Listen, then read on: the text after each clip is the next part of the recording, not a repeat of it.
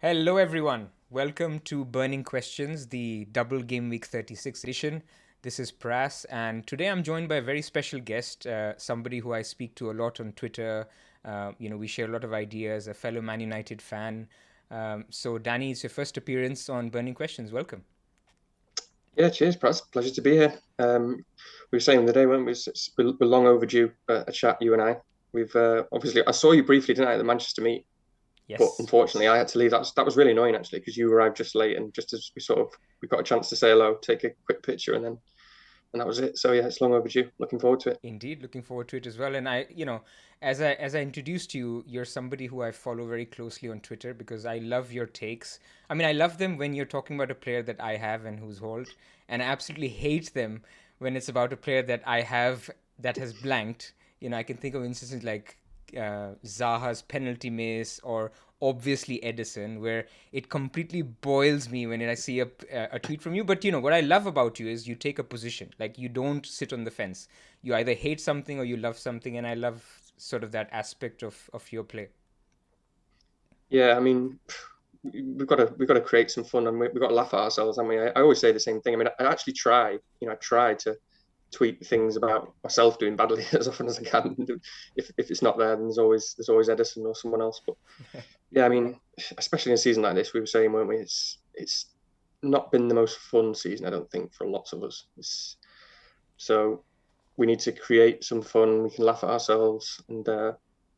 yeah, I mean, I don't sit on the fence with FPL. I think in life I'm probably a lot more balanced, and I'm a nice guy, believe it or not. But I think most of the time. But yeah, I think in FPL I do try to kind of. I mean, I think you know what it is. It's part of my kind of process of not wanting to be influenced too much by Twitter and everything else, and just being, it makes it easier for me to just go slightly tunnel vision. No, it's I great. think. It's great. I mean, you've been a reasonably newcomer. I mean, I would say like what 3-4 years you've played the game, but you've done really well. I mean, you want to talk about your history a little bit on how you got into the game? Yeah, sure. Yeah, probably. You're right, actually. I mean, it's one of these things people always say, oh, I only started playing seriously such and such time. But I mean, it couldn't be more true with me. And there's a few reasons for that. I mean, I always say I started playing in 17, 18. That was the first season. And it was because we had a mini league. And basically, my brother had, no, I was playing and I had a dead team for a lot of years. And one of the reasons for that was actually the first time I started my very first season in FBL when I didn't have Twitter. I didn't know anybody else played it. It was actually the Michu season. Yeah. Okay. And I created a team and just got really lucky with the team that I had straight away, and had Michu from the start and obviously and everything else. And I remember before I knew it, like probably by about 10 weeks in, I was like top 500 in the world at least, or maybe even better. In your first season? Wow. Yeah, yeah, yeah. But obviously, just Yeah. got lucky. I remember I sat there with like the sports section of the paper and just picked a team and just went with it. But nobody I knew played, and I remember just being in like work and going, "Have you seen this? I play this fantasy football thing, and I'm like 250th in the world, and I don't know how or why, And nobody cared. So I was like, this is obviously just some daft easy game that nobody plays and nobody's interested. So I just lost interest. And basically, I'd occasionally create a team, leave it a dead team, and so on. But yeah, in 17, 18, my brother basically joined a mini league that was created or whatever. We were in the same league, and I was like, I can't lose to my brother. It's not an option because I'll never hear the end of it. That's just our relationship. So I started kind of researching and found Twitter, and pretty much played properly since then. Yeah, And you've had good ranks, right? I mean, a couple of three top 10Ks or four? 3 or 4. Yeah, I'm not actually sure which one of the two. Definitely one of the two because that dead team season when I left it, when I look back, that was a top 10K as well. But I Wow. literally Okay. didn't look at it beyond December, so it must have just been a dead team that got lucky. But yeah, I mean, it's been up and down. I basically had that one really bad season where I finished like 200K or something. 2 or 3 years ago. But again, it's a learning curve in it. I mean, everybody can have a bad season, but I do remember. I regret it now because I didn't really care about rank history then. But I was like 70K or something going into the end of the week, the last week, and just hail married it to try and win my Yeah. mini league and like took a -8 and captain David Silver and all that nonsense. I did that as well. I did that as well. Did you? I was on a Yeah. free hit. But anyway, enough about the past. Let's talk about the future. So today's Burning Questions episode, as you'd expect, is on double game week 36. So the teams we care about are Newcastle and Brighton. I would have thought there would be nothing to talk about for Brighton, but obviously Solly March has decided to give us all a headache, at least those of us who have Solly March. So we'll talk about him, we'll talk about his replacements. We'll talk about Newcastle. A lot of us aren't tripled up on Newcastle, and there is the old Isak versus Wilson question, and that's a very, very important one because people will probably look to captain who they get as well. So we'll talk about Newcastle, we'll talk about captaincy, we'll talk about benching dilemmas. Obviously, now that we have Danny here, we'll talk about keepers and which kind of keepers we should be picking in FPL and all the good stuff with our bus team. So let's get going.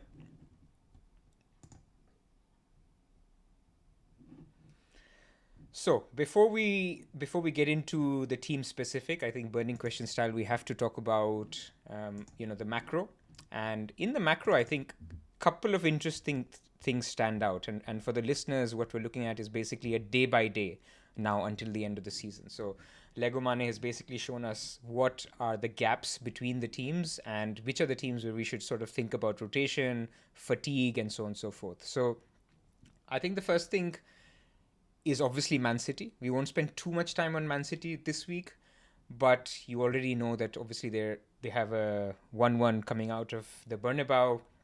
They play Everton away this week, and then they play Madrid at home on a Wednesday, and then they have a double game week in 37. So how are you feeling about City assets in general?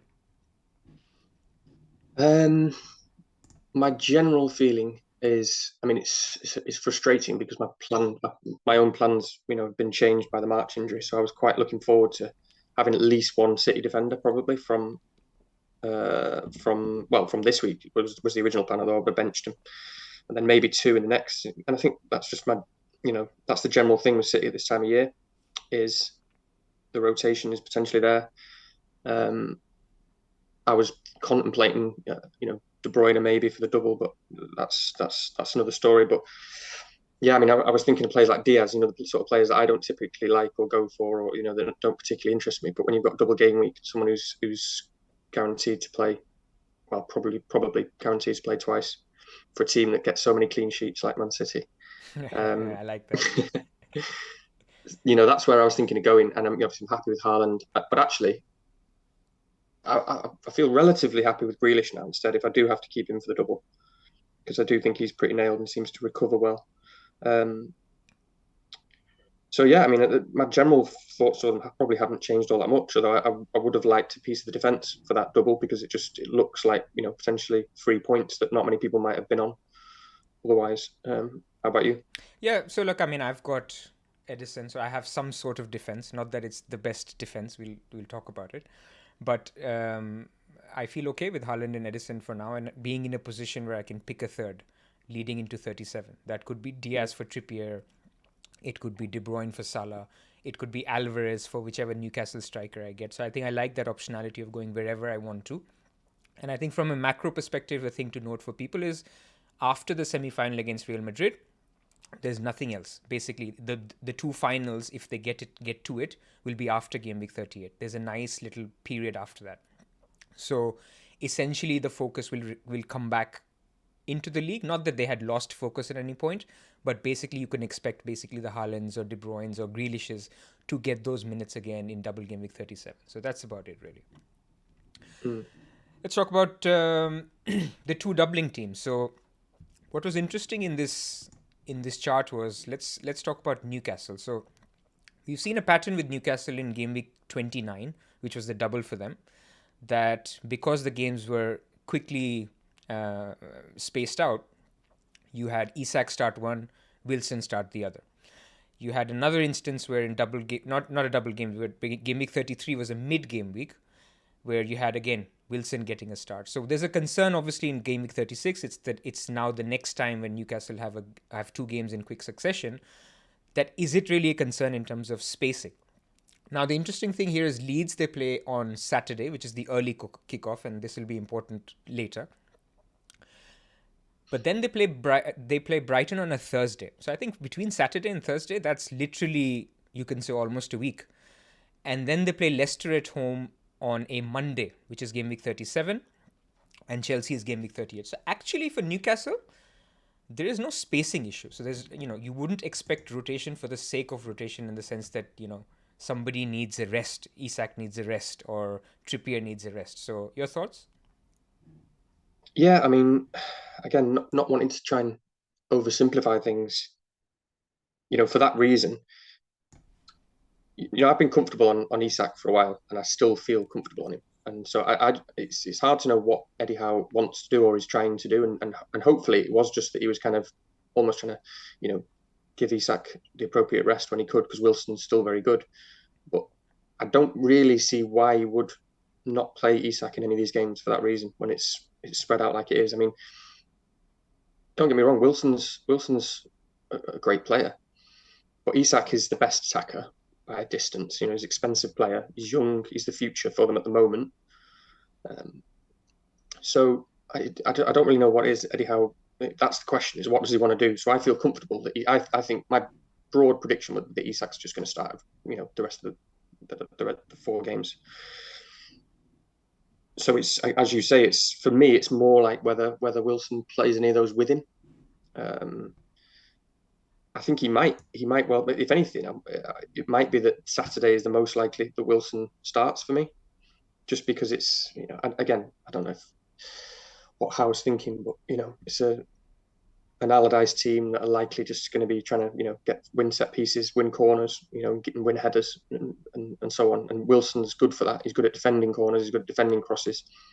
It's a pretty old school thing to say, but it wouldn't surprise me if Eddie Howe does still have that little element of old school in him, and whatever the other guy's name is, one who wants to be the manager. Oh yeah, no. Wouldn't Yeah, it wouldn't surprise me at all if Wilson starts on Saturday. In fact, I think I'd be surprised if he doesn't. But I do expect Isak to start as well. So my guess would be Isak and Wilson on Saturday, and then Okay. from there I'd be pretty comfortable. I'd be shocked if Isak didn't start a game because I don't understand why not play him. Yeah. Okay. We'll save the Isak Wilson talk for when we get to that section, but I think that tees it up nicely.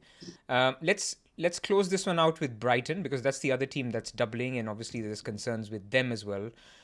For whatever reason, De Zerbi has decided to become Pep Guardiola just when we needed him to continue to be consistent with his lineups. Obviously, the March owners, not only were they surprised with the benching, he had a niggle, I think that's what he was getting to. But then you lose him. There was an instance against Wolves, where he benched both Mitoma and March. So suddenly we've gone from a team where you know the lineup and you can back certain midfielders to you're guessing. And Brighton's schedule is actually worrying, because unlike Newcastle, Brighton play Arsenal on a Sunday. Then they play Newcastle, which is the game we talked about, on a Thursday. So I think Sunday to Thursday is still manageable. It's okay. I mean, a lot of teams play Saturday, Wednesday, for example. So Sunday, Thursday is absolutely fine. The problem is after that, because after Newcastle, they play Southampton as part of Game Week 37, which is on a Sunday.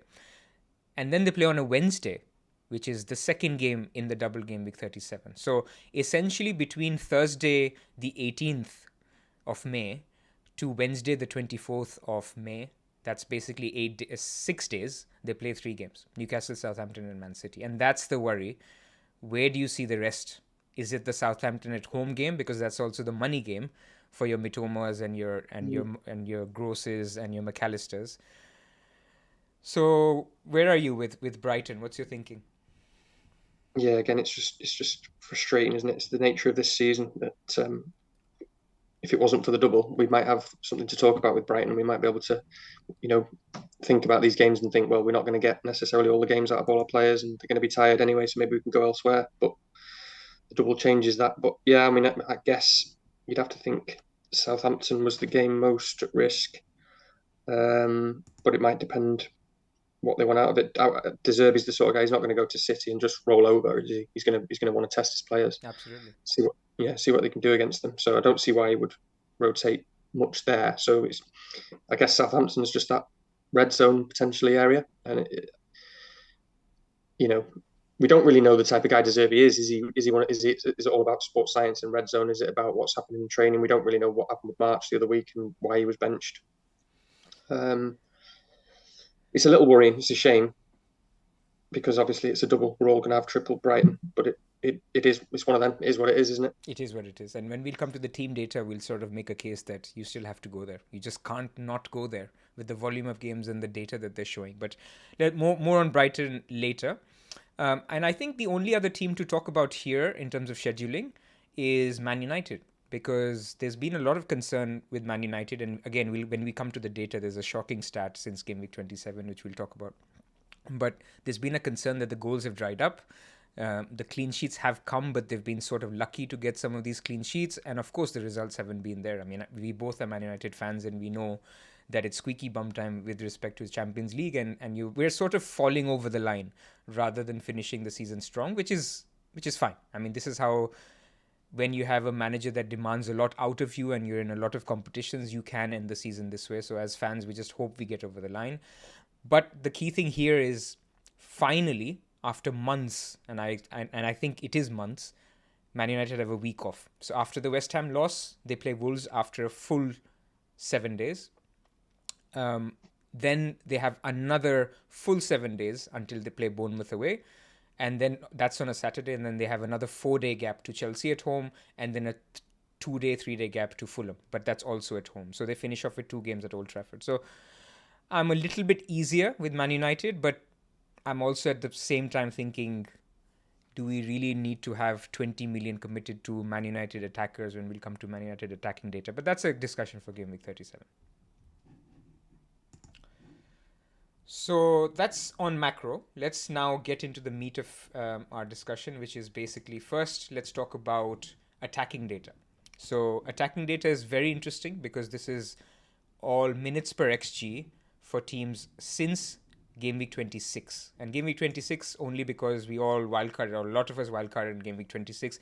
We have in our mind the fixture map since then, because we remember the Brentford and the Brighton doubles, we remember the Man United double in 28, we remember the blanks. This is obviously minutes per XG, so it doesn't matter which team has played more games. Brighton number 1 above Man City. Did you ever think you'd see a day? Incredible, isn't it? Incredible. Obviously, like many, when Potter left, I thought I didn't know what was going to happen. Didn't really know anything about RDZ, but I mean, it's just an incredible job that he's done there.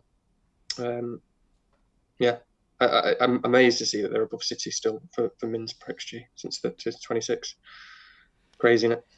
Crazy, and not only just, in terms of it's just not raw, it's not just raw data. If you look at actually even the number of goals, so obviously Man City have scored 25 goals, Brighton have scored 24. Brighton have underperformed quite a bit, so they should have scored 5 more goals than they actually have. So we tend to think of them as very attacking. They're actually underperforming in terms of their stats. So I mean, I think this in itself for me tells me that if you don't have a Brighton triple up, you don't need to be too clever. I mean, if you can get to another Brighton midfielder, you could be clever within Gross or Mitoma or March.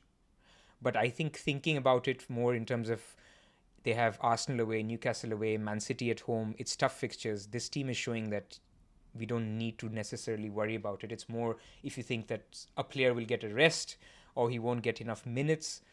But I think, I mean, let's just talk about March. I mean, we both have March. Where are you there in terms of where you go? Do you go for a Mitoma, or are you looking at other areas? Yeah, I have March. It's really annoying because, again, like we said, it's one of those few players who was relatively low ownership, and I really liked having him. And I feel, you go into every game feeling good about March. Obviously, Yeah. then he got pushed out of nowhere, but then he came on and you thought, this is the performance that shows that he's not going to get benched again. Um, I was going to say Brighton actually won that game on XG as well, didn't they? They They did. lost. The What did Everton they one. lose? Yeah, yeah. 5-1 or something, and they still won that game on XG. It was just unbelievable. McAllister could have had so many more points, but yeah. Unfortunately, I'm very likely just going to have to do March to Mitoma. I don't know if he's already risen in price or anything this week. I don't look at that. Hopefully, he hasn't. But you can't not go Mitoma. I don't think. I mean, and again though, Mitoma hasn't looked his best. He looks maybe tired. Maybe people are just, I don't figured him out, but they have a better idea of how to defend against him maybe. So I don't feel great about it, but then it's still Mitoma, it's still Brighton, they're still putting up the numbers. I'd be surprised if he doesn't get something in the double, to be honest. Yeah. I think Like there's I an mentioned to you, element. Sorry, no, I was just going to say, I think there is an element of people figuring him out. I mean, I've only seen very closely the two Man United games. So I mean, I've watched other Brighton games, but I saw the Man United games very closely. And now, Van Bissaka can defend against anyone, but I could just see that he just let Mitoma cross from his left foot, shoot from his left foot. It was open. And they mm, just have figured him out that he's so one-footed in terms of his right foot that that's the one that they always cover, both for shooting as well as crossing into the box. So can other defenders do it? Can he take on Trippier? Maybe he can. Can he take on White if he plays there? Maybe he can. But I think people have sort of figured out what he does. Now, as an option, I think he's great. So we'll come to players in the next slide. But I think as a team, we're aligned that difficult fixtures or not, you expect Brighton to score a couple of goals in any game. I mean, if they score a couple against Man City at home, you wouldn't be surprised, right? no, exactly, exactly. And you know, the Mitoma thing, I do agree. I absolutely agree. But then you just don't know how many other things in the team have affected that, and that the shift in players and how that evolves as well.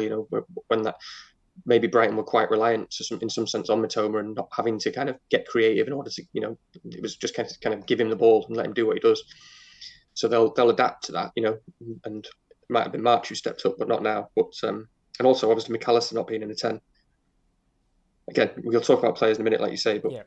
I think his sort of spell at the end of that last game, it just shows what he can do in the 10. I think, and I like to think that he might move up there now, back there. Could be, could be. So let's move off from teams, but I do want to talk about Newcastle. That's number 3. So again, very impressive. So if you told me in game week 26 that for the rest of the season Newcastle will have better attacking data than Liverpool and Arsenal, that's eye catching. I mean, those are two very, very attacking teams. We have captained players from Liverpool and Arsenal in the past. In the after game week 26 we have. So those are teams that we rely on. And to get a Newcastle attack, I think to figure out who starts, this is why we'll spend the time looking at Isak, looking at Wilson, and they're clear captain shouts this week. Yeah, yeah. Newcastle have they've almost had a season of two halves, haven't they? I mean, I've not really just thinking out loud here, but it's Eddie Howe kind of thing, isn't it? It's almost like his first half of the season he was working on the defense, making them really solid, really hard to break down, and then it was kind of goals weren't quite there, so let's work on the attack for 6 months, and we've not seen as many clean sheets. I don't know if that was his thinking or not, but they definitely seem to be approaching games differently at the moment. I think Baker talked about it in above average FPL in terms of how they've played without Almiron. So when Jacob Murphy plays on that side, he's less hardworking than an Almiron who used to come back a lot more. You have to talk about Bruno Guimaraes missing a few games and they let in a few goals. But if you look at defensive data, so we haven't included defensive data here, but they're still a top 4 team from a Mm. defensive point of view as well. So we will, when we come to my bus team, I'll try to make a case that Newcastle defense is still one that you could back. But I think clearly from this slide, you can also see people who want to go double attack or a captain and an attacker. So I think those are fair shots as well. Yeah, So I think that's it for now on these slides. I mean, of course, Man City's position is you'd expect number 2, Liverpool number 4, Arsenal number 5. Man United, again, I think last bit on them. I know we've not been too hot on them lately, but 8 goals since game week 26. That's 3 less than the second worst, which is Chelsea. But at least from an underlying data perspective, they're doing okay. So they are the highest underachievers in terms of goals scored versus the XG that they've created. So 16 XG created and only 8 goals scored. So maybe with a little rest, maybe with Bruno getting more minutes as at 10, maybe Rashford playing up top and not Weghorst, or Weghorst not playing 10, I think maybe the goals will come. So keep the faith. as long as I have Bruno, we want goals from United as a team, but hopefully not Bruno until he's in my team. Of Although I've got away course. with that one so far. Oh, he's been. I mean, I think he could have done more in a few games, but in the last couple of games where he's blanked, I haven't seen too much. I mean, I think in the game where people benched him and he missed that sitter, that was one where he could have done better. But yeah, I think it's been him, and the rest of the team haven't created that much either in the last couple of games. So it's a worry, but we will see. We will see. Okay, let's go to players and let's talk about now specifically some of these Brighton guys that we're talking about. So let me little bit give a lay of the land on Brighton. So the way it's worked out is Veltman is a key, just like in Newcastle, Longstaff will be a key, and we'll talk about him. Veltman has been the key because when he doesn't play, Gross ends up playing on right back, and then if Gross is playing right back, then somebody has to play centre mid. It is obviously one of them is Caicedo, the other one is McAllister. There is one game in which McAllister played with Gilmore, and it was Caicedo who actually played on the right. But that was only because Gross was getting a rest, and I think you can expect Gross to either play right or centre mid. So this basically means McAllister gets some minutes at number 10, maybe some games as a starter at number 10, but don't be surprised if he starts both games as a centre mid. Now, that may not be the worst because what we've shown here in the table is McAllister on a non-pen XGI basis. So we know McAllister's on penalties and he's great at penalties. Even then, he's the second best attacker under 7 million since game week 26. And that says a lot because you don't need to rely on him starting in number 10 because we sometimes fixate on that so much. In the previous game, he was playing pretty much central mid the whole game, but he could have had 2 goals. I mean, aside from this lying on the floor goal that he ended up having, there were two. I mean, one of them he hit the crossbar, and the other one was a great save by Pickford, if I remember. So Mm. you've owned McAllister for a while. Mm. What's your thinking? I mean, are you worried about the 10 versus 6, or it's just one of those things? Yeah, I mean, I wouldn't say I'm worried. I mean, it's frustrating, obviously, because his ownership's going to skyrocket now. I would have thought, especially after scoring 2 goals. So it's been fun with McAllister. Um, it is definitely a question. I think if I knew he was going to start, well, I guess easy to say, but we expect him to start the next 2 games. If I thought he was definitely going to start the next 2 games at 10, I would be very tempted to captain him. Um, and and it's still a consideration. But all this kind of Brighton have been a bit all over the place recently, obviously, and I do think that one of the big reasons for that is Caicedo being moved around. I know he played right back against us just basically to Mark Rashford, I suppose, didn't he? Yeah. But they've lost a lot of balance. I think just without having him in the middle, I'd be surprised if he doesn't move back in there. I know that I don't know if Gross is definitely fit, but I think he's thought to be back this weekend, isn't he? Yeah, he's back. I All mean, right, so Gross he was is back. okay anyway, right? I mean, didn't he play Was the he? last game? Yeah, he's fine. No, I couldn't Or do remember you if he mean played the last Veltman? game. Well, Veltman as well, but I couldn't remember if Gross had played the last Yeah. game. I've gone blank there, but yeah, if Gross, I expect Gross to go to right back for the next, yeah, the next game, maybe the next two, and then it's whether Gilmore plays in the middle, and he's been decent, hasn't he? So that would be my prediction that it probably will be Caicedo and Gilmore in the middle, and I hope it is. And obviously without March, I suppose one question is to what extent Enciso can play on the right because he does very much look like a sort of central player. He's quite greedy. He likes to shoot on sight. I'm not sure how much he wants to play. You saw him when March came on the other night. The way he just stretched the whole pitch. It was like watching Sterling at City, where he just sits out there. But um, it's useful in that way. So maybe that's a question. Does he want to play? Because I think Enciso will play, and I think he is definitely an option now. I think he's the favourite there of the new boys. So that might play a part about whether McAllister does move up or whether Enciso just plays in the middle. And but yeah, I feel pretty good about McAllister. I would like to think he does move back to the 10. Like I say, when he pushed up against Everton, the whole game changed. He was controlling everything. He was doing everything. He is seriously good in both positions. But Yeah, yeah. I mean, he doesn't um, seem to be very tall, but he's always the one who gets to the corner first. I don't, every time it's very good. he's one of the best at flicking on in the league, isn't he? He's so dangerous. So he gets so many close assists from that position as well. Um, so yeah, I feel good about McAllister. It's just a shame that his ownership is going to go up so much. Well, it's one of those things, right? I mean, I didn't have McAllister because, I liked Mitoma game week 26 and I like March. I mean, I think I still stand by the fact that March was a great pick from Brighton. And I think March owners, especially the ones that didn't have McAllister, I mean, I think it's been very, very unlucky in terms of how much the delta has been between their goals. I mean, March loses a goal for scoring a goal but didn't get the points. March plays in a 6-0, gets substituted on the 56th minute, doesn't start the next game. And McAllister obviously gets a few penalties. He's been good. I'm not sort of playing down McAllister, but now people going March to McAllister have basically locked in the losses. You've basically locked in all the the penalties that you've lost, the goal that you didn't get, and now you're basically moving to McAllister. But at the same time, that shouldn't stop people from doing it, sort of Yeah. accepting defeat. You almost have to say now who are the two best midfielders at Brighton that I can go for, because they have a volume of games which is 5, which is more than any other team, and I think it's still worth going there. Yeah, agree. But you're right. It must be so frustrating that those guys are most hard done by. I think March and Matoma recently, anyway, at least. Um, and like we said, yeah, I agree. You have to go there, but at the same time, it's like, right, I'm locking in the hit, and now I'm also buying a guy who's, in a team that's tired. Those guys are tired. They've got a very congested schedule. He might the game that if he misses one, it might be Southampton at home. So it's just another like heavy sigh. There's another transfer gone. Let's look elsewhere with the other one, or wait till next week. Exactly. I mean, I think had there not been an injury to March, this is not a sideway. I mean, I would be happy to have March, but it is what it is. I think now what we have to estimate is how this team plays. So I've been looking at a few Brighton fan forums and sort of how they could shape up. So I think the number one candidate who's played there is Buonanotte. So he's played on the right in the past. Enciso has played on the right only in moments, so he's never started on the right.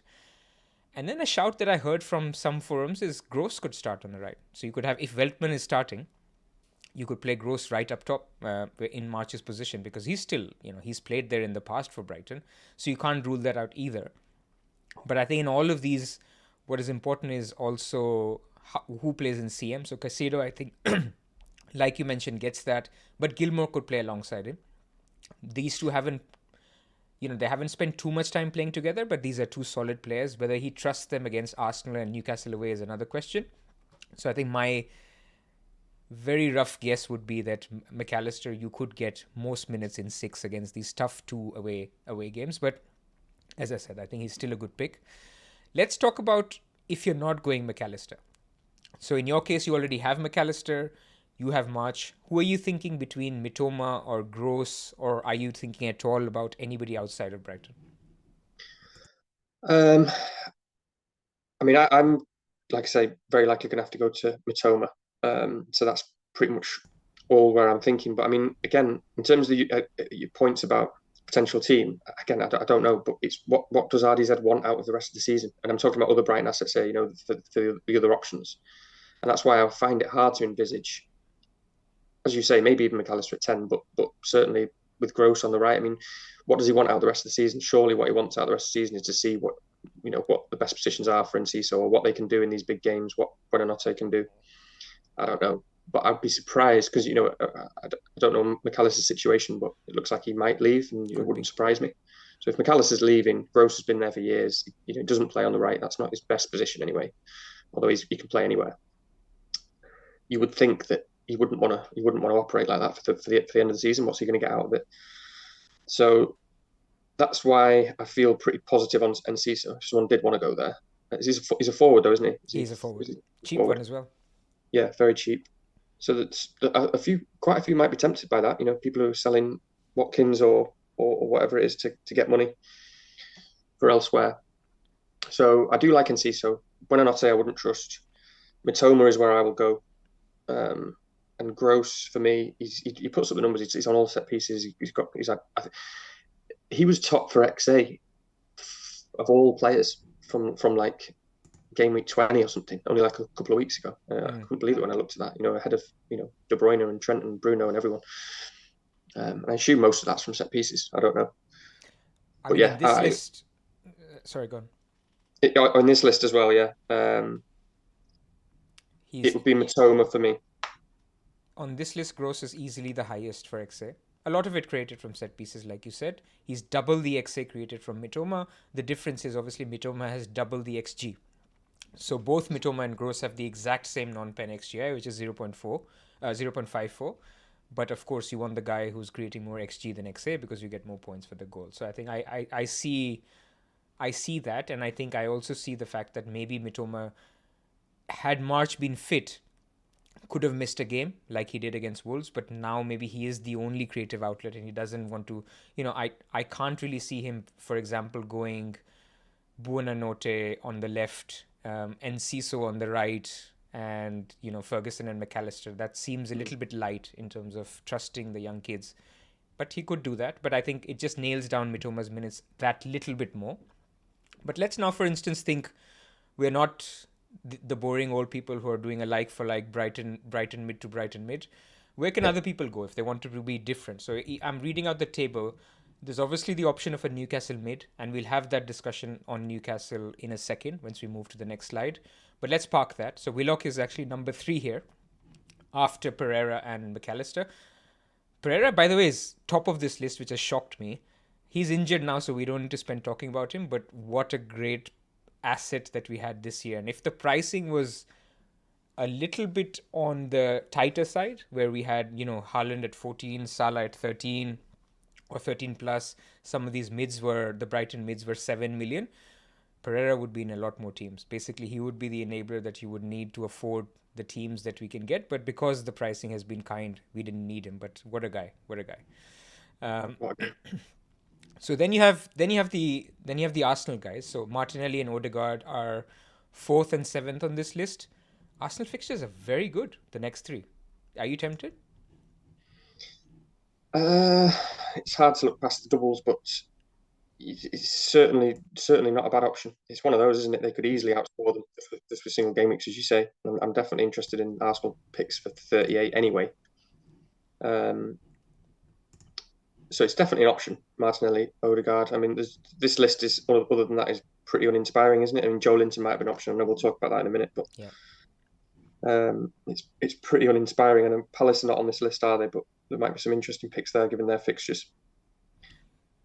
I think that's what we landed. So I was on the wire on Wednesday, and basically that's where we landed. That the boring, sensible pick is a Brighton mid, a like for like switch. The exciting upside pick, if you wanted to go different and go for a single game weaker, is a Martinelli or Odegaard.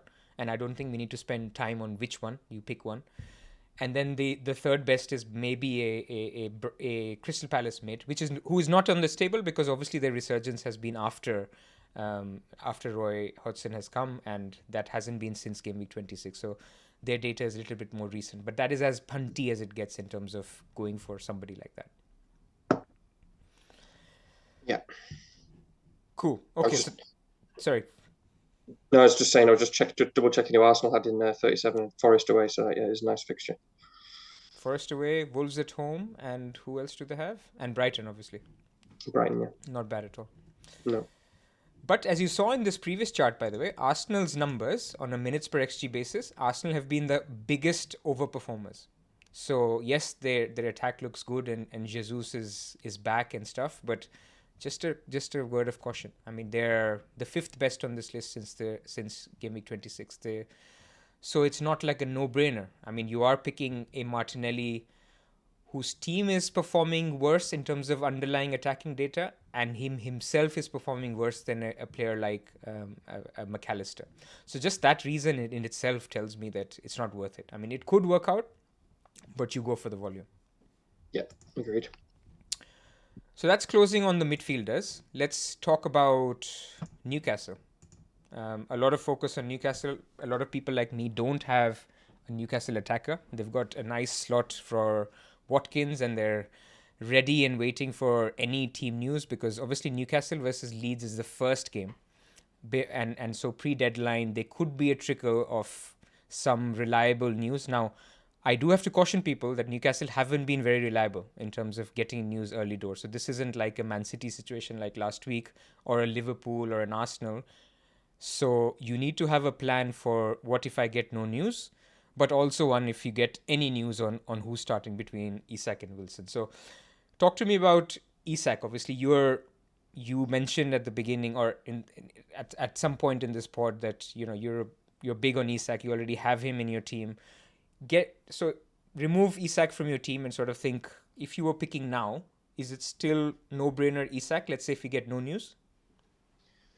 Um, if we get no news, I think it's hard to not go Isak. It is a good question though, just trying to remove them from your team, trying to put yourself in that scenario, because again, in a season like this, it's very difficult.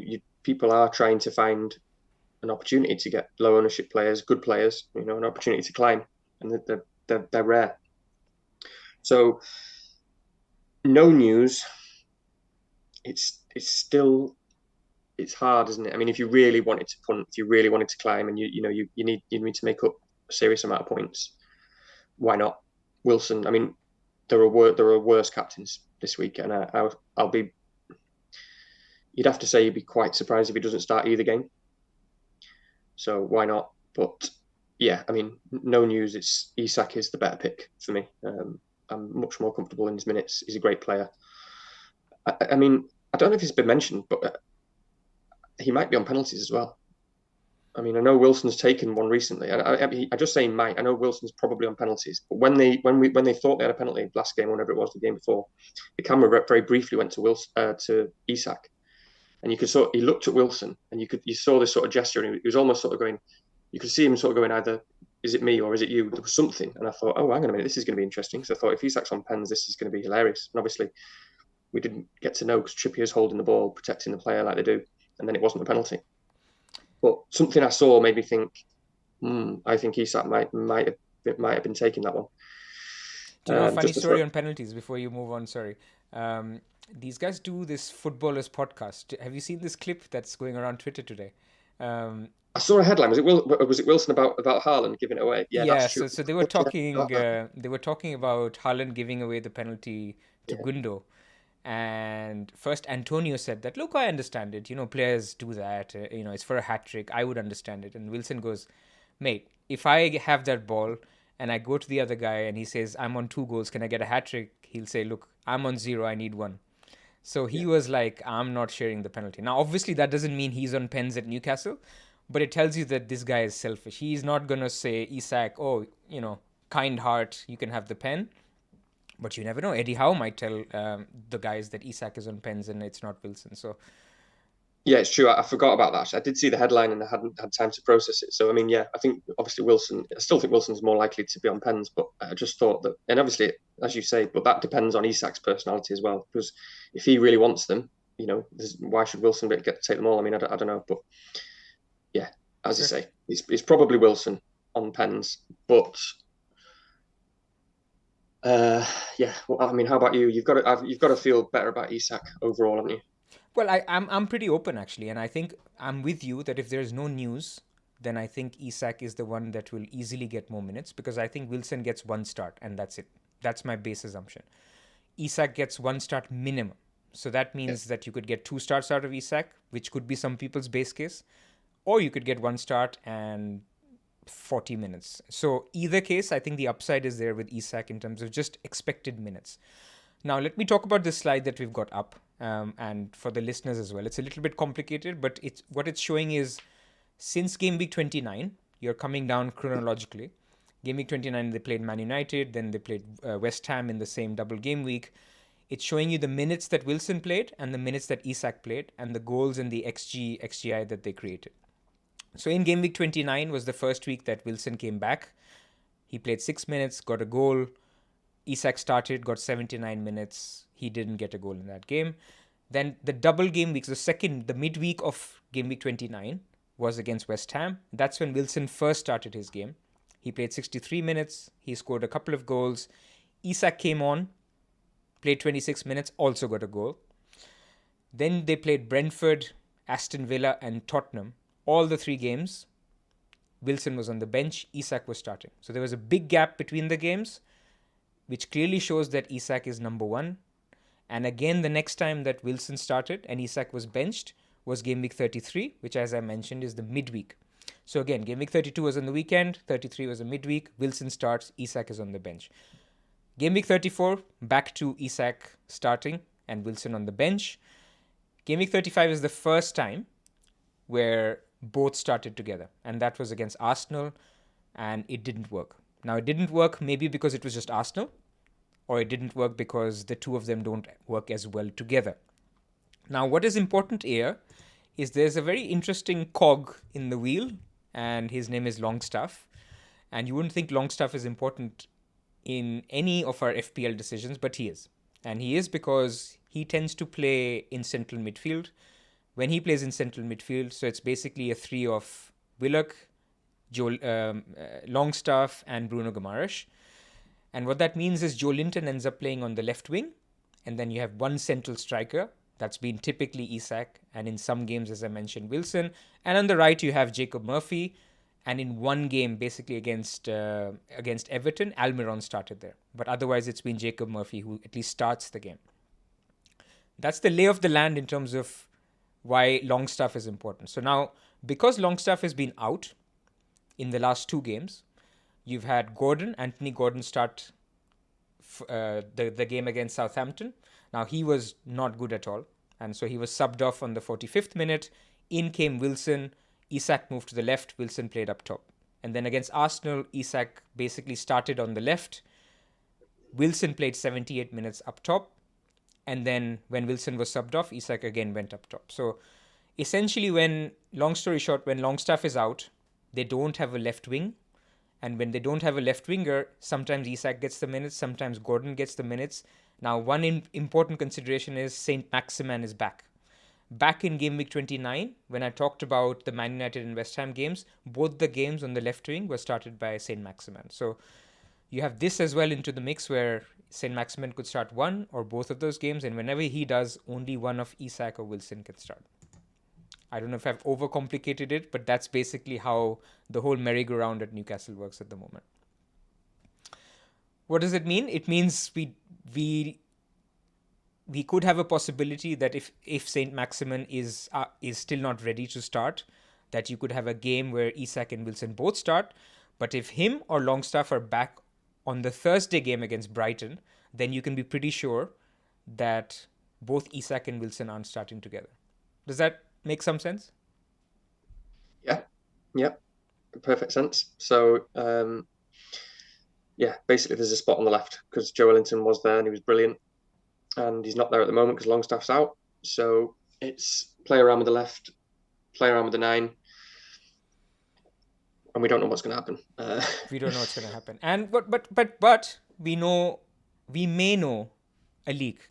And I think what people need to do, and I talked about this on the wire, so I won't repeat the whole thing, so I do encourage people to check it out, is what people need to do is a little bit of a scenario planning. That you get 10 minutes before deadline a leak that only Isak starts, Wilson doesn't start. What do you think? What do you think will happen in the next game? If Isak has started the first game, for me personally, I think then he's stopped the experiment because Wilson's not starting.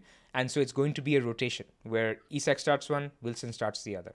You could still have, you could have Isak start on the left in the second one, but I'm talking about my own thinking where he stopped the rotation. It's going to go back to how he did it in Game Week 29 and Game Week 33, where Isak starts weekend, Wilson starts midweek. If you have a scenario where Wilson only starts, where something you talked about, I think it's very lead specific. So he's gone with the guy who can be at the end of the headers that will be crossed because Big Sam is just going to basically park the bus. So that's a possibility.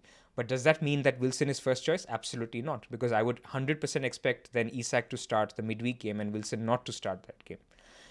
What if both start? If both start, do you expect Isak to play on the left? I think that's clear. But will Isak play central striker in the midweek game? I think so. So again, these are obviously scenarios that I have. I think people need to go back and think for themselves. And then the last one, obviously, which you and I talked about, is what if you get no leak? And for me, that is actually the most likely because we can't back on anything. Yeah, it's tough. I'm obviously captaincy's in the conversation. It's not just the transfer, isn't it? So that's what people also need to think about is, not just where they're going to go, but where I'm going to be comfortable putting the armband. If, for example, we do get a leak and maybe Wilson starting and Isak isn't, that makes it very interesting. That's something I'm going to have to think about because obviously I've got the captaincy on Isak at the moment. But if we hear he's not starting, I won't captain him. If he's starting, you will captain him, even if he's starting alongside Wilson? I guess there's a conversation if he's starting alongside Wilson, but like you said, I think if they both start, that's arguably best case scenario for Isak.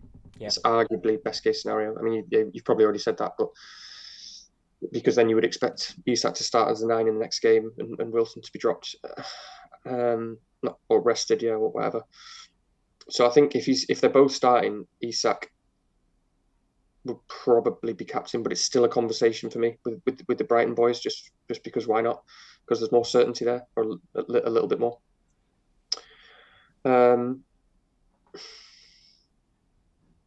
Yeah, as I said to you before, I don't understand what Howe's. I mean, Howe definitely has some loyalty towards Wilson, and Wilson's, don't get me wrong, is a great player. Yeah.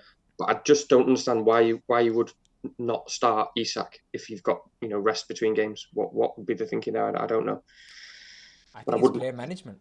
I mean, Yeah, Wilson's been his guy at Bournemouth. He's the guy who, I guess I don't want to say trusts, because he clearly signed Isak. So it's, he knows that he has injury issues. He can't rely on Wilson. So it's a really difficult position for the manager. I mean, he's mm, not Pep, right? He can't, I mean, not yet.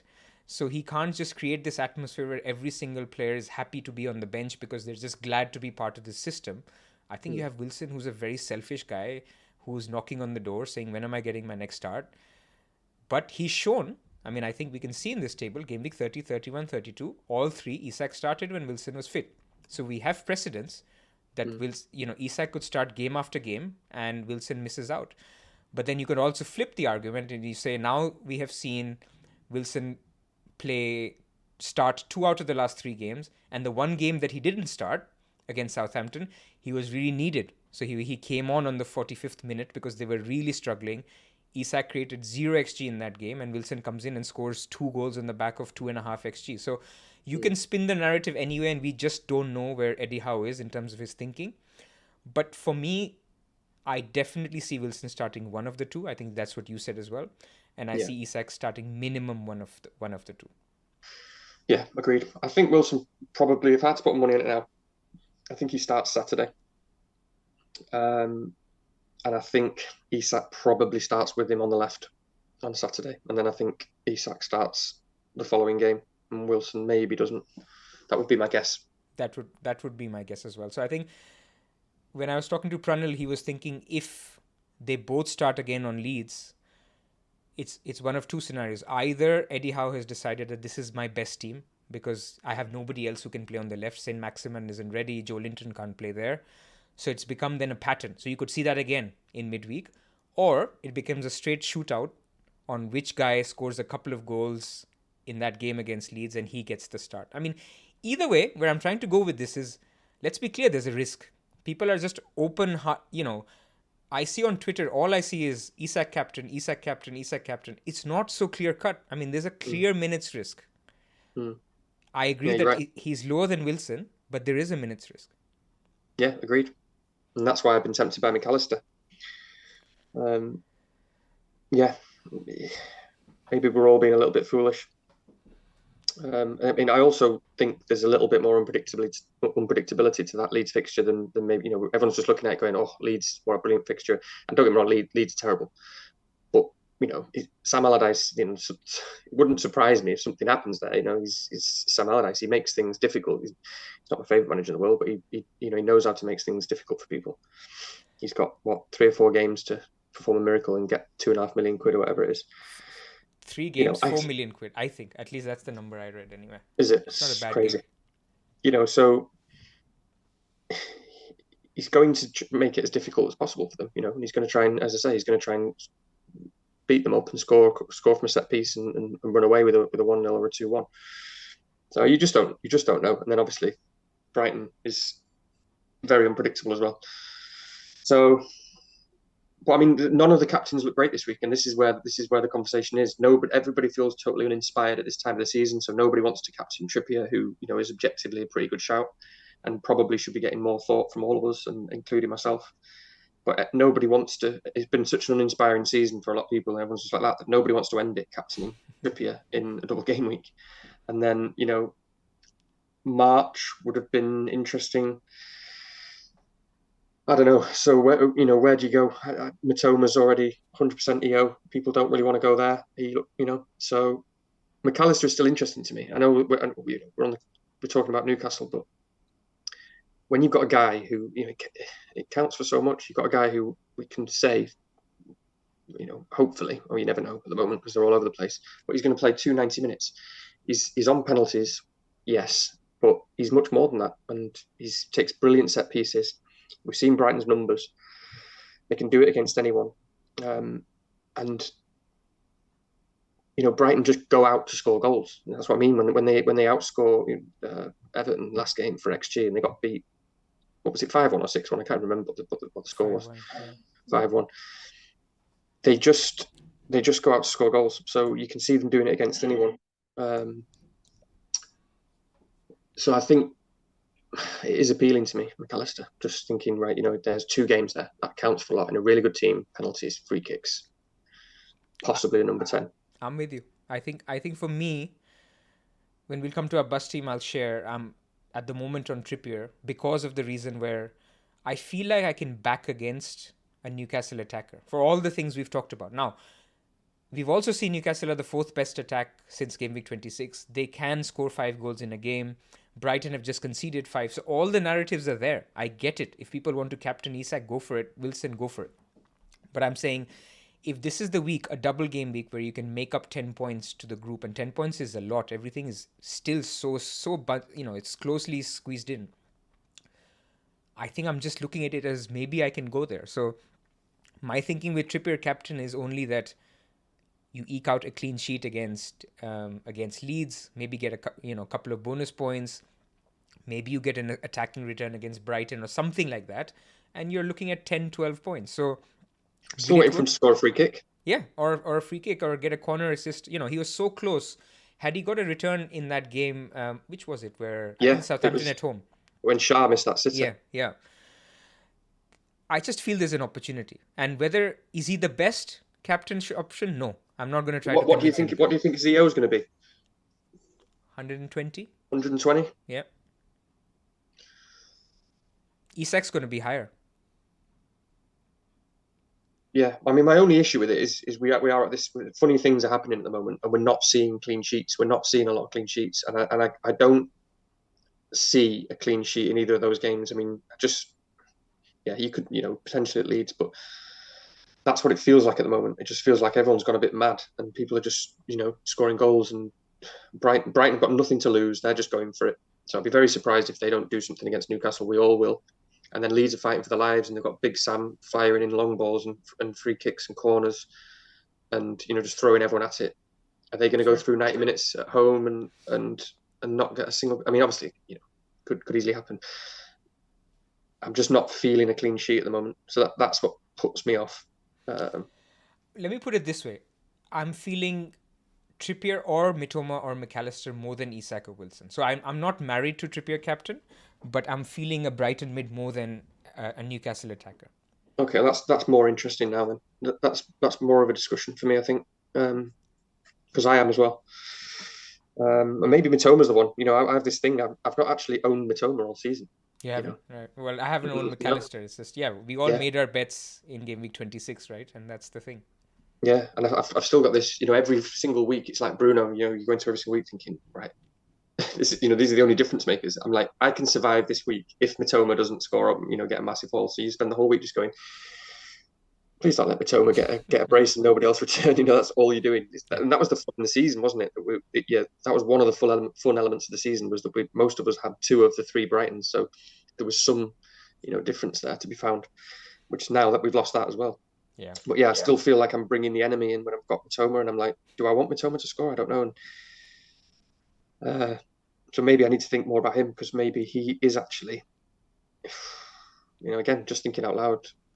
Maybe I haven't thought about that enough. We know this is a guy that we talked about. Maybe he's been figured out to an extent. He looked a bit tired, but this is a guy who's an incredible footballer, and we know he's going to play on the left, in an attacking position for the team that we've just seen have got better attacking numbers than Man City in a double game week against Arsenal, who've, I mean, that new centre back looks good, but they haven't looked superb defensively. Newcastle, that just feels like goals, doesn't it? Brighton, Newcastle. Yeah, could be.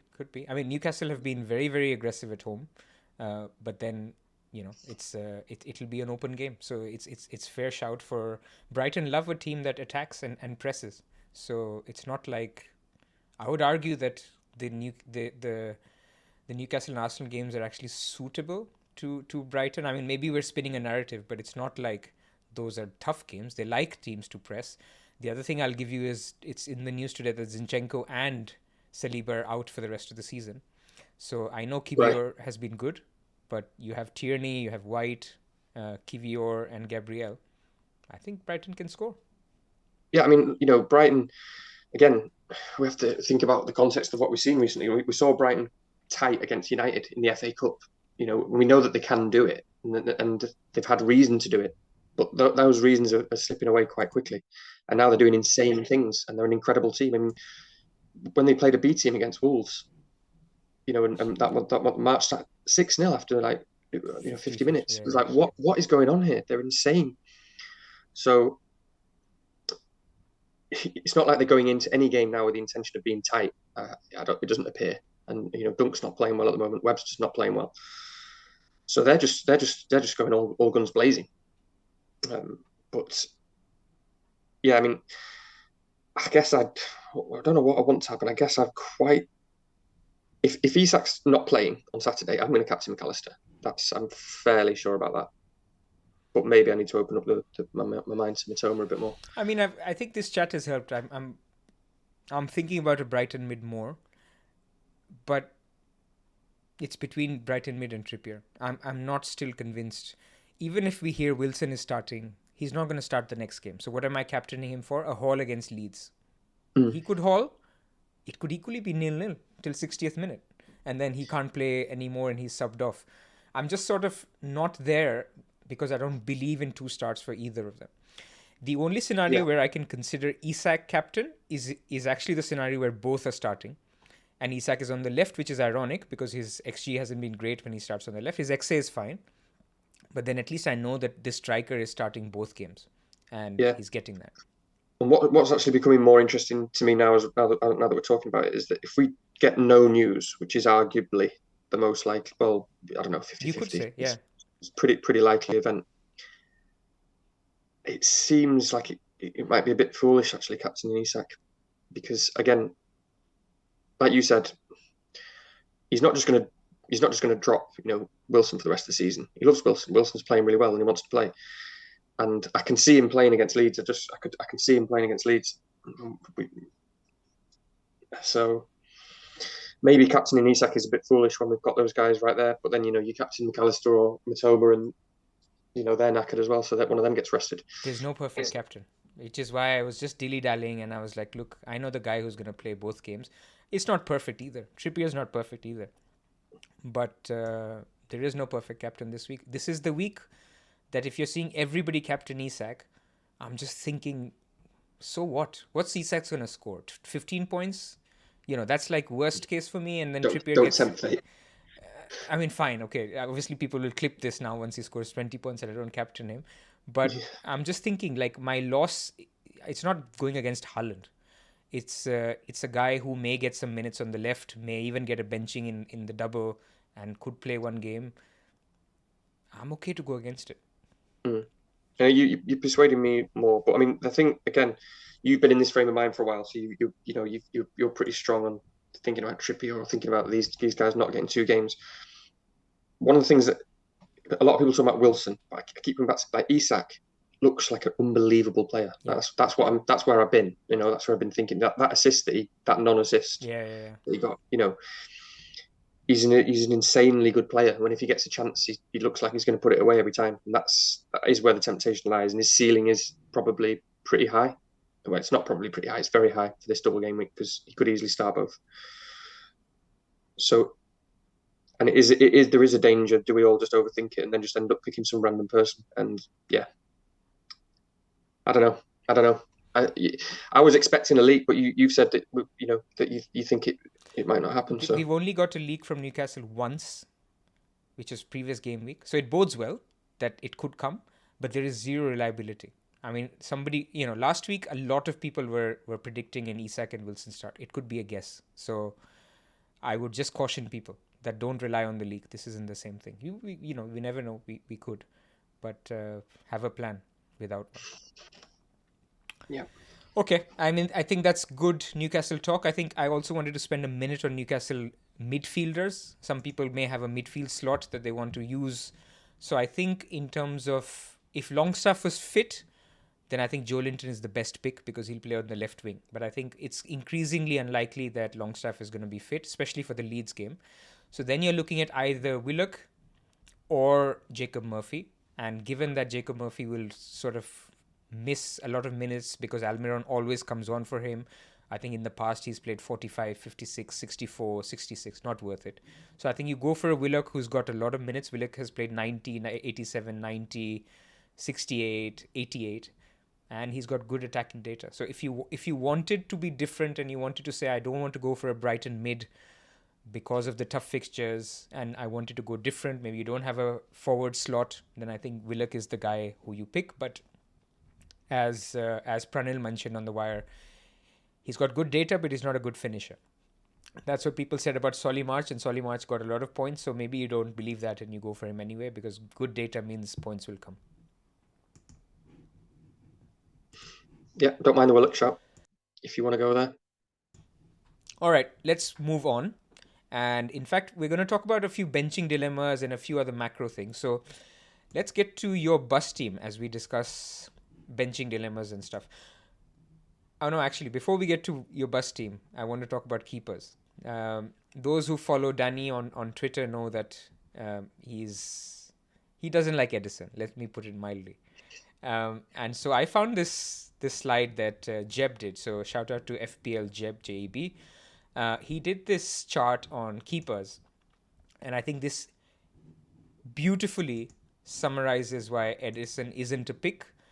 But I'll also say that sometimes a keeper cannot be a pick for a whole season, but sometimes they can be a pick for a short space of time. But let me first explain what this slide is. So this slide is basically showing where do goalkeepers get their points from, and the really stark point is, of course, appearance points are the big thing, and that's about 58% of where keepers get their points.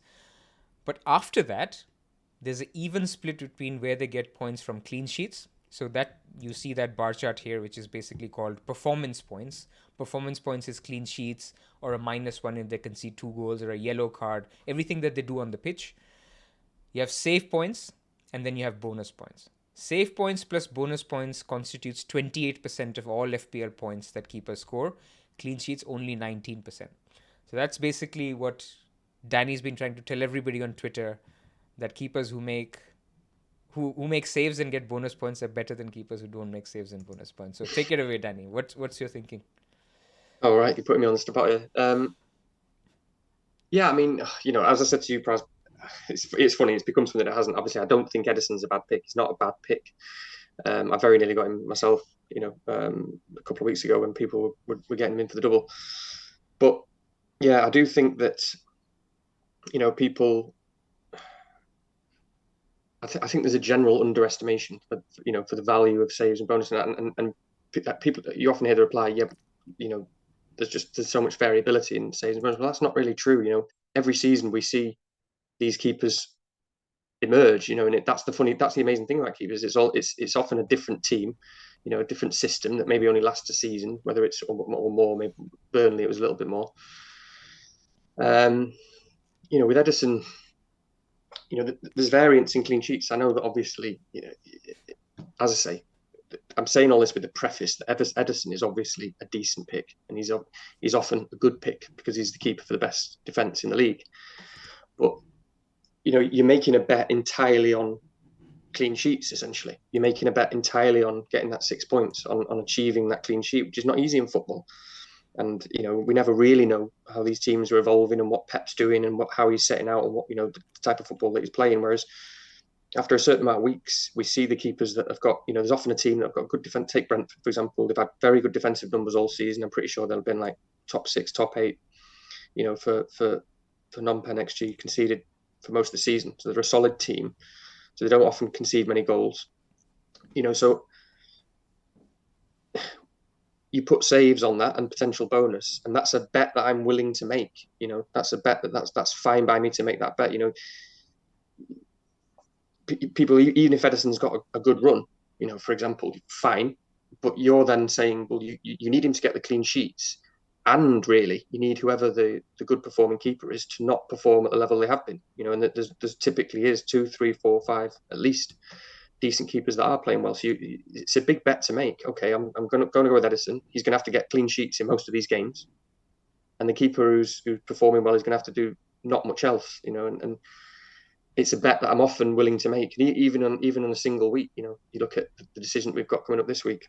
I guess we'll come on to that separately, but it started from the start of this season when it started to be talked about, and then at the restart as well when the Kepa was there with very good fixtures and double game week as well. We'd seen a bit of evidence that we knew he was going to be first choice, and he'd already got a lot of bonus and saves, in the 3 or 4 games that he played before Christmas. Right. It's a bet that you're not going to win. Typically, I know these are just kind of what's the word that I'm looking for? I've forgotten. But it's a bet that you're not going to lose all that much, is it? Whereas you can win more. It just seems like a logical bet to me. Yep. Yeah. What do you think?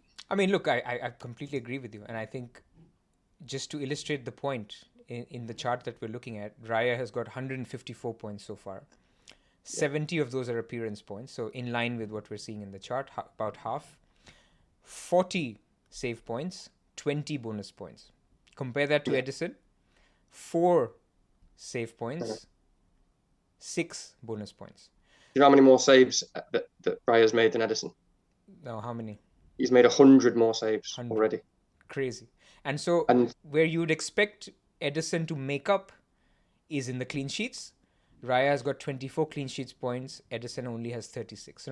Obviously, granted, this season City has underperformed a lot in terms of their clean sheet potential.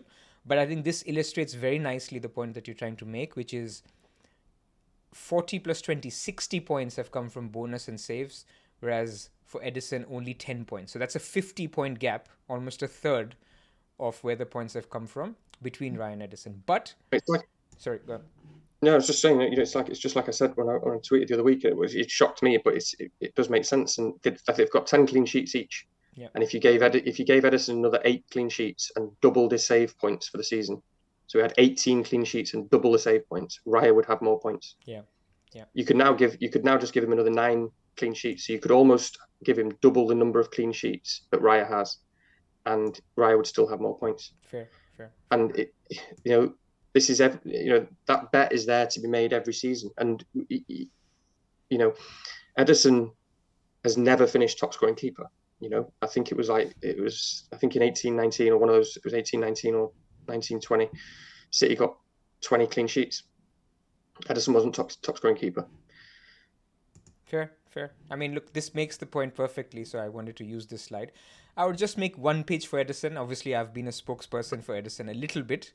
Is 2 things. Number one, when you start the season, you don't know who Raya is, right? I mean, a lot of us started with Ramsdale. He's turned out to be okay. I mean, at the moment, if I said, would you switch from Raya to Ramsdale or Edison to Ramsdale, I think nobody would. They're happy with the keepers that they have. So you don't know who the next Martinez or the next Pope or the next Raya is going to be in the season. So starting with the player or the keeper where you think you're going to get the most out of the bubble, which is the performance bubble, and then switching in wildcard 1 could be viable. Obviously, price dependent.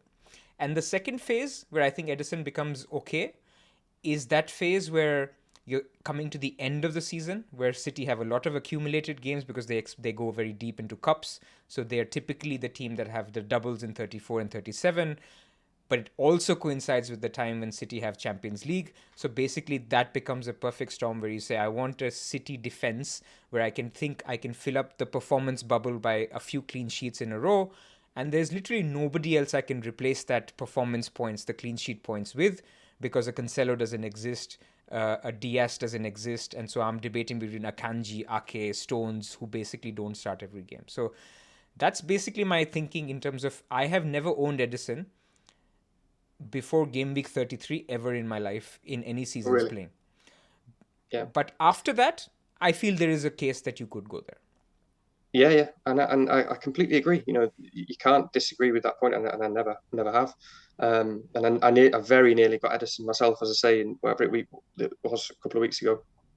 when people were making that move. I very nearly did it myself, and the only reason I didn't is just I could see, a logical route where I could get to one or two City defenders at least without any hits, and obviously Kepa's got a double anyway, so it was close, but I just felt that I'd rather not go there. And um, as I say, that's true about the start of the season as well. But obviously, neither of us have ever owned Edison. We've always known that he's theoretically, the logical choice to make at the start of the season. But at the same time, you always want that extra million, which is why I hope he does stay at 5.5, or more, and he should. But again, though, obviously, yeah, based on the fact that he would be 5.5, whatever. What happens is we all end up at the same place. We all realize subconsciously or consciously, well, actually, I'm perfectly willing to make that bet because we can predict at least, there are still certain keepers even before the season started. Yeah, we're not going to see a riot, but look at even this season. I mean, they had amazing fixtures at the start of the season as well. You don't know what City are going to be like. Lots of defenses are unpredictable at the start of the season. You're making a bet again. Edison, fine, but your bet is entirely on the clean sheets. Yeah, all fair. Whereas anything can happen with these other guys. They're gonna face loads of shots. Whether it's Henderson or something at the start of this season, that you want to pick anyone. They're gonna face loads of shots. They could easily face penalties. They could easily get a load of save points, a load of bonus. There's something there. There's some substance that we basically know we could get something. That's the joy of keepers, and that's what I've always said about. That was my original point when we're talking about the idea of covering City defence. I didn't like that statement because we're using a position that accrues its points differently to other players. We're taking a position that gives us these joyous points that through other mechanisms like saves and bonus for really cheap, and we can predict them. We can predict them to an extent, certainly more so than we can with Edison. The only thing that we can try to predict with Edison is clean sheets, and the only thing he's going to get is 6 points. So again, you take a cheap keeper, and clean sheets are hard. And people always talk about that example of kind of it doesn't matter if it's a 2, a 6, a 2 and a 6. Yeah, that's absolutely, of course, that's absolutely true. But these keepers, Raya, Kepa, or whatever we've seen this season, and people like Martinez, whatever last season, and so on. They don't need many clean sheets over a stretch of 4 or 5 games to get at the same points or more. Yep. But there are other things with Edison this season that I think are maybe at play, which we can talk about when we talk about the bench decision and this weekend and what I think might happen there again.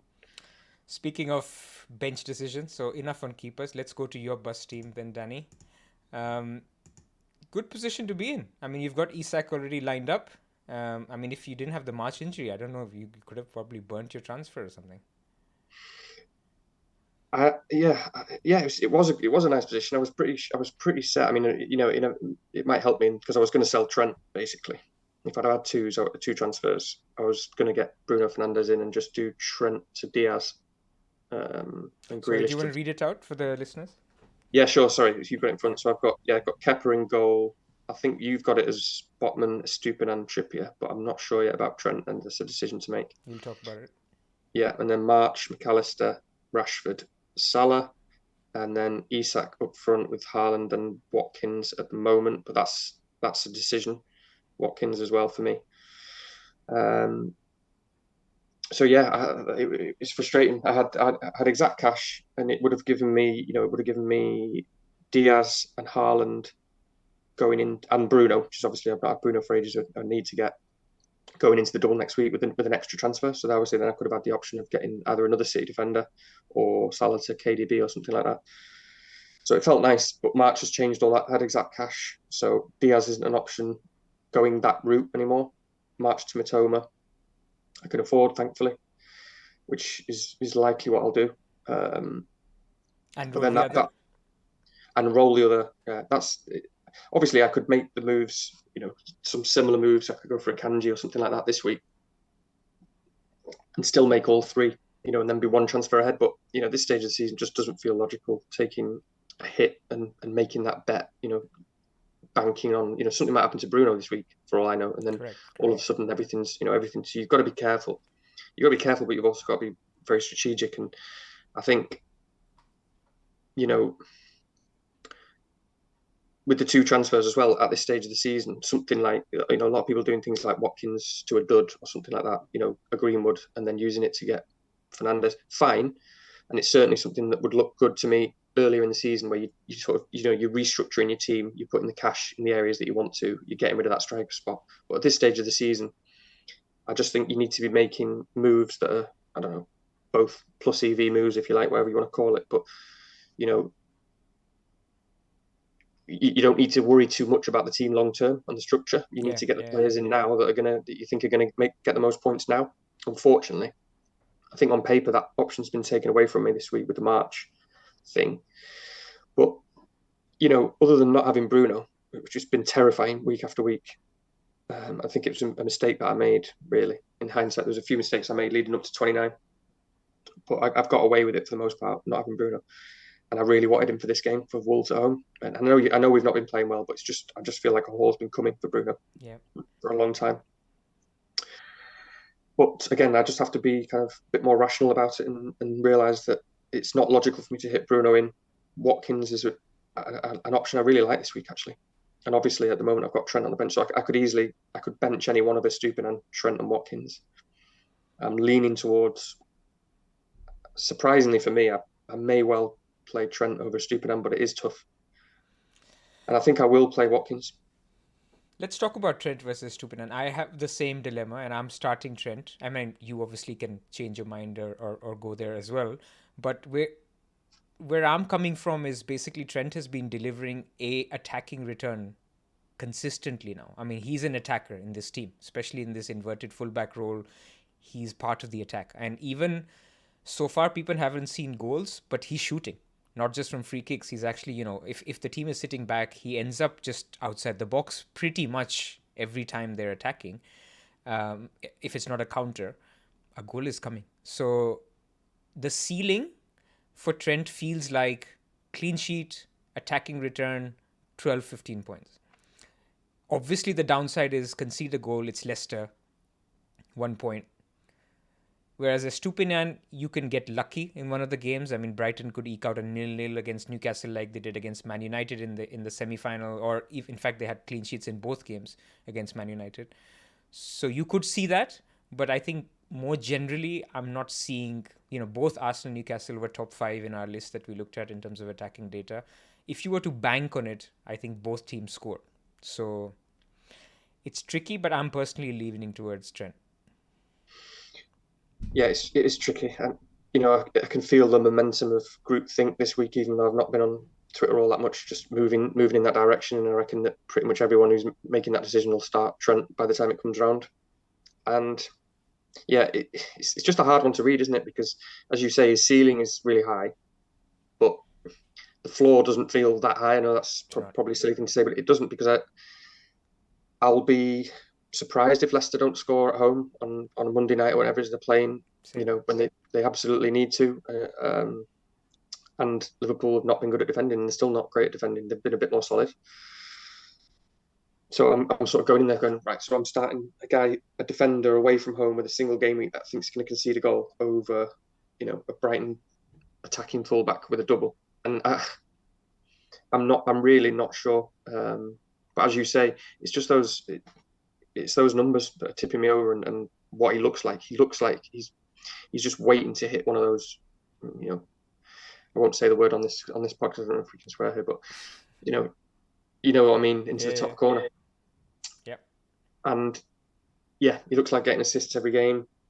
So he only needs, you have to feel that Estupiñán's, yeah, as you say, probably 3 or 4 points most likely, and therefore Trent just needs one form of return from the game, and he has so many avenues to returns. And you don't want to be on the end of one of those 20 pointers, but it is tough. It is tough. And I think most people probably look at my team and think you should bench Watkins. They would. But then that's just recency bias. Yeah, I mean, I know Baker mentioned like the Emery talking about Spurs as well straight after the game, which is interesting. But think of like Watkins versus a Bruno for now, for example, to try and shift your brain process and how you viewing that scenario. And yeah, Bruno, I would start Bruno over both of them. both those guys are at home. Watkins is the talisman. He's the number 9. He's been on fire. All the goals go through him. I think he's on penalties. You'd have to feel pretty confident of someone like Watkins versus a Bruno even. You got a talisman for a great team at home to Spurs, and Spurs have obviously. I didn't actually see the last game, but they managed to get a clean sheet, and I know they've looked more functional. They looked better. But again, Spurs, I suppose. it's still Spurs. If you just look at the recent fixtures, it's just crazy, isn't it? 4-3s and 6-1s and 5-2s, and Villa and Emery have looked very good. So I like Watkins. Watkins is going to be down to like 10-15%. I mean, you'll have all the points to yourself if he Well, yeah, holds. and I'm trying not to be emotional about it and be like, it's going to be nice having Watkins when everyone sold him. I'm really trying to be as objective as I can, but I think I've got to the point where I just think I have to start Watkins really. So I think it's a good fixture for sure as well, but I think it's Trent or Stupinan for me, and I'm probably leaning very, very slightly towards Trent. Have you considered a hit at all if you hear Wilson starting and Isak's not starting and you want to captain Wilson? So you'd have to take Botman, March, and Watkins out. No, and I probably won't. I mean, it's fine. It's fine if anyone wants to do that. Again, I don't mind at all if we know that Wilson's starting and Isak isn't. That's an opportunity for people to go for the captain there. It's just how the next couple of weeks look. Because again, I've not really looked at it in too much detail, but it's very possible that I'll want to play Isak in the next game or the one after. Yeah. There's probably going to be now that I won't be selling Trent this week. I probably won't next week now. That's the big thing, you see. That's like the extra cash means I'll probably sell well, I don't know, but I might sell Salah, sorry. Which means I'll be keeping Trent, so there'll probably be a Trent versus Isak debate for a few weeks. But no, for me, I'd rather just again in my position as well. Do I want to be taking a -4 just on the basis of that sort of Hail Mary? I'm very happy to captain Gallister or Matoma. So no, I pretty much that's where I am. Just one transfer and roll the other and go into two. It'll be useful having 2 transfers next week, I think. Nice. Yeah, yeah. Envious position. I mean, I was going to do the same, but I need to use one on March. So let me come to my team now. Yeah. I'll read it out. I've got Edison in goal. I want to talk to you about that. I've got Trent, Trippier, Botman. I've got March, Mitoma, Salah, Rashford, and Bruno in midfield, and I've got Watkins and Haaland. So this week was going to be a simple Watkins to Isak or Wilson and then roll the other. But obviously now I need to deal with March. So most likely it's going to be March to McAllister and Watkins to one of Isak or Wilson. Straightforward. Obviously, there's other options like going for Enciso for the Watkins spot and then going for a Newcastle midfielder, especially if I'm not captaining them. That's come to my mind, but I think it's a little bit too left field for me personally. And then the other option is you just, if tomorrow in the presser, De Zerbi says that March is okay, but, maybe he'll miss this game, I could even bench March and play Stupinian. So if I know that March is ready for Game Week 37, because I feel like then those points will just be mine if March is back for that. But it's risky. So most likely I will go McAllister and then Isak or Watkins. Between the keepers, I don't mind Kepa against Nottingham Forest, but I mind backing Lampard when Nottingham Forest have to go for it. Nottingham Forest have been a decently attacking team throughout. Away from home, less so. But I'm just thinking, who do I back for a clean sheet? Simple. Again, ignoring at my peril, save points, bonus points, and just thinking, maybe even statistically, I'm thinking if I start Edison every game since game week 34 when I got him, I can get 2-3 clean sheets. So why miss out on that where I'm trying to play between Edison and Kepa? So I think Kepa is a good pick, but I'm going with City, the City keeper. Do I have your approval? Probably not. Oh man, please say. Well, I mean, it's really, really close. I think the reason why you do have my approval is because obviously, like you said, Chelsea are really bad. And that's the problem. Although again, that was one game that I didn't get to see last week when they won, and I apparently the Bournemouth goal was a bit of a wonder goal. So I don't know. But did Bournemouth look like scoring a lot in that game? Did you see that game? I didn't watch the whole thing, but I watched the highlights. But look, they were okay. Look, Chelsea midfield is always good, right? So Yeah, in a game where the midfield takes control, it works. But did it work because Lampard has figured it out, or did it work because they're just good? And in that particular game, they got a stronghold, and that's not going to be in every game. yeah. I mean, you mentioned control as well, though, and my concern as an Edison owner would be, are City going to rotate? How much are they going to rotate? The big thing for City this season has been this element of control, this idea of controlling games. Grealish playing every game, controlling the pace, not giving it away, not allowing teams to counter, winning free kicks. The whole position on the team shifts, and I was hopeful last week, and again got lucky.